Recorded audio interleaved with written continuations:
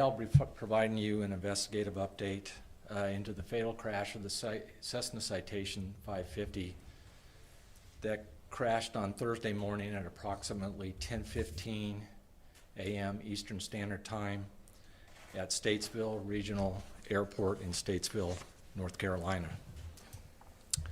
Again, before I go any farther, on behalf of the NTSB, again, I want to extend our most sincere condolences to the families and loved ones of those who lost their lives in this terrible tragedy. Our representative with the National Transportation Safety Board's Transportation Disaster Assistance Division is continuing to work with the family members and loved ones of those who lost their lives in this accident. And I want to thank the family members who have been assisting our team with the investigation during this terrible time. And as a reminder, we are here to gather perishable evidence. The analysis portion begins after we gather all that evidence, and we will methodically and systematically review all the evidence and consider that those will be considered potential factors to determine the probable cause of this accident. Once again, the information I provide you today is preliminary and is subject to change during the course of the investigation. I do want to clarify a couple things that we said yesterday. First, I want to clarify that the accident aircraft departed from runway 10 at Statesville Regional Airport and attempted to land on runway 28 after approximately being airborne for 10 minutes. We do not know the circumstances which led the aircraft, which was a Part 91 general aviation flight, to attempt to return to the airport, but that is the focus of our investigation.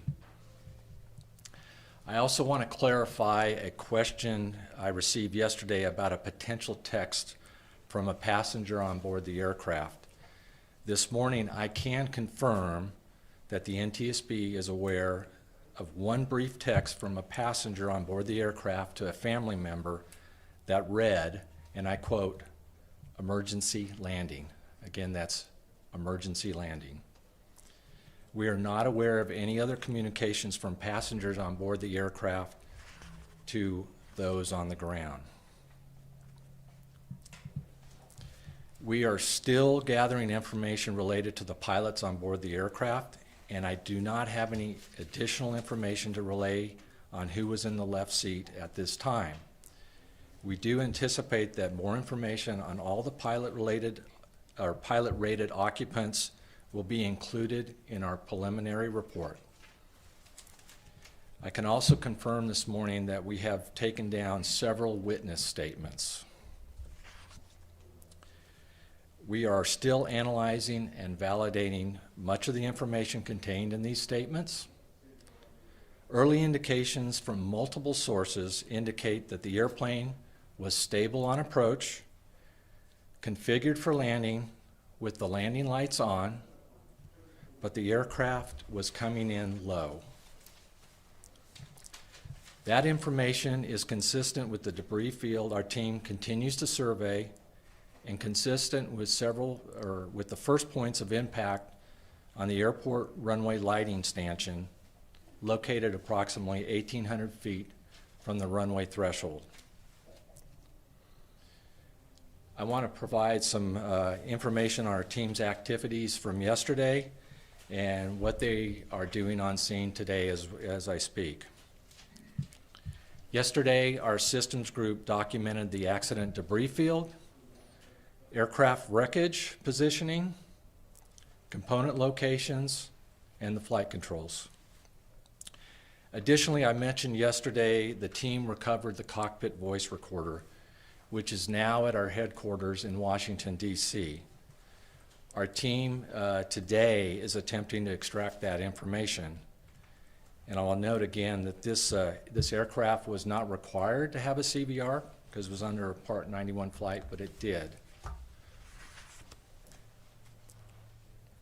The team also recovered additional avionics equipment One being the ground proximity warning system, a Garmin G750 display, which is also known as a multi-function display, and various cockpit instruments. We also have retained for examination the caution and warning panel from the instrument panel. All of these are being sent to NTSB Recorder's Lab in Washington, D.C., and we will determine whether data and relevant information can be recovered from these units. Again, our recorder labs have specialists that can download data from this equipment even when it's been damaged, and we specialize in this. And much of this data is very helpful to the investigators for determining the probable cause. Our operations group conducted witness and maintenance personnel interviews yesterday and viewed additional accident and security videos yesterday. I can say, as of just a few minutes ago, we do have the maintenance logs for the aircraft in our possession now. They will also try to determine the weight and balance of the aircraft and verify the aircraft loading. Our power plants group was able to examine both engines yesterday, and today the group will relocate the engines for further examination. Our drone team did get airborne yesterday, but the wind was a little too strong to do what we needed to. We did get some video footage, but we have been able to document the accident scene now as of just a few minutes ago. Additionally, the wreckage recovery and removal from the aircraft will begin today, or from the airport, and we anticipate releasing the scene to the local authorities within 1 to 2 days. I want to thank the many people who have reached out to us with videos, witness statements, other information that has been helpful for our investigation. And again, I would like to ask anybody who may have additional photos, videos, or any kind of documentation, or maybe have witnessed the accident, if you would reach out to us via email at witness@ntsb.gov. Again, that's witness@ntsb.gov. Finally, I want to note that today will be our last on-scene press briefing here in North Carolina. However, I want to be clear that we're not finished gathering evidence at this time, and the investigation will continue to gather evidence. Our team will remain on the ground here in Statesville as long as necessary to gather what they need for the investigation. Additional information about the status of the investigation will come out of our NTSB headquarters in Washington, D.C., and you can follow the NTSB on X at NTSB_newsroom, or on our website at ntsb.gov for any additional information on this accident. As a reminder, the preliminary report will be out within 30 days. However, the final report will be out in 12 to 18 months. We will have on-scene photos and video available on our website shortly for you all to use. I will take a couple questions here. A reminder, raise your hand when I call on you. Please state your name and affiliation. Glenn Counts with WSOC in Charlotte. Outside of the aircraft being low, have you talked to any witnesses or have you seen any video that would indicate that the aircraft was in any kind of distress coming in? Okay, the question is, do we have, from the witnesses and any video, to verify what the witnesses said about the aircraft being low, or any indications that something may have been wrong with the aircraft? At this point, we have seen some of the videos. We have talked to various witnesses, some of them that are pilots and things like that. We don't have any information to determine if there's something, what emergency might be going on in the aircraft.